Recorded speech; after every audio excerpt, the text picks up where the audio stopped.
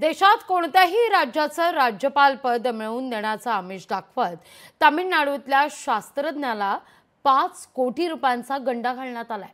या प्रकरणात नाशिकच्या महाठगाचं बिंग फुटलंय। हा ठग 12वी नापास असून त्यानं चक्क शास्त्रज्ञाला चुना लावलाय।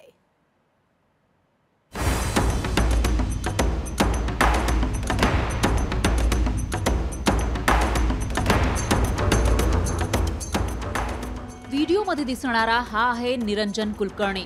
त्याच्या साध्या भोळ्या चेहऱ्यावर जाऊ नका। या 12वी नापास पठ्ठ्यानं थेट शास्त्रज्ञाला चुना लावलाय। माझ्या अनेक राजकीय नेत्यांसोबत संबंध असल्याचं सांगून तुम्हाला कुठल्याही राज्याचं राज्यपाल पद मिळवून देतो असं सांगत शास्त्रज्ञ नरसिम्हा रेड्डी यांची 5 कोटींची फसवणूक केली आहे। संशयित निरंजन कुलकर्णीचा डाव लक्षात आल्यानंतर रेड्डीनं पैसे परत मागितले, मात्र त्यावेळी जीवे मारण्याची धमकी त्यानं दिली। त्यामुळे रेड्डींनी थेट नाशिकचं मुंबई नाका पोलीस ठाणे गाठलं। त्यानंतर नाशिकच्या मध्यवर्ती गुन्हे शाखेनं संशयित कुलकर्णीला अटक केली आहे। माझी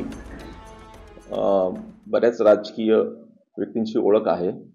मी त्यांच्या मार्फतीने तुम्हाला राज्यपाल हे पद मिळवून देऊ शकतो असं म्हणून पैशांची मागणी केली। त्यामध्ये 5 कोटी रुपये त्यांनी स्वीकारलेत। नरसिम्हा रेड्डी आणि संशयित निरंजन कुलकर्णीची दिल्लीत भेट झाली होती। पुढे त्यांच्यात व्यवहार झाला। संशयित कुलकर्णीनं वैश्विक सेवा संस्थेच्या नावे पैसे स्वीकारल्याची कबुली दिली आहे। या पैशातून निरंजन कुलकर्णीनं काही पैशांची एफडी केली, तर उर्वरित रकमेची जमीन खरेदी केल्याची माहितीही समोर आली आहे। आरोपीकडे 4 लाख रुपये मिळालेले आहेत आणि अकाउंटला ट्रान्सफरची अमाउंट आहे त्यातले आरोपीने एफडी केलेले आहेत आणि जे काय 2 कोटी इतक्या अमाउंटची शेती खरेदी केलेली दिसत आहे। विधानसभा निवडणुकीवेळी नाशिकमध्ये आमदारकीचं तिकीट मिळवून देतो असं म्हणत फसवणूक करण्यात आली होती।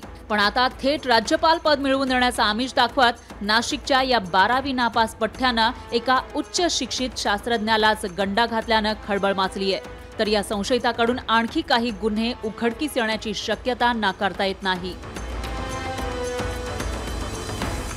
महेश महाले, लोकशाही मराठी, नाशिक।